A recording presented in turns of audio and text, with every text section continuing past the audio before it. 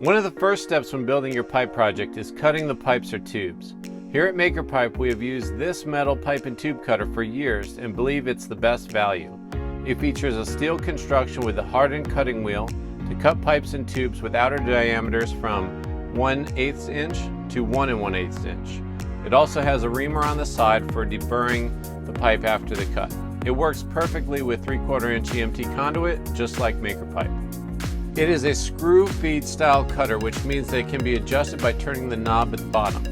Simply turn the knob until the open section of the cutter is slightly larger than the pipe you're cutting. Line up the cutting wheel with the measurement line.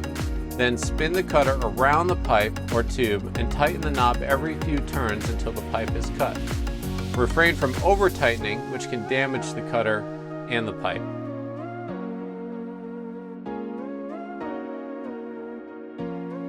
After cutting the pipe, pull out the triangular shaped reamer and insert it into the open end of the pipe.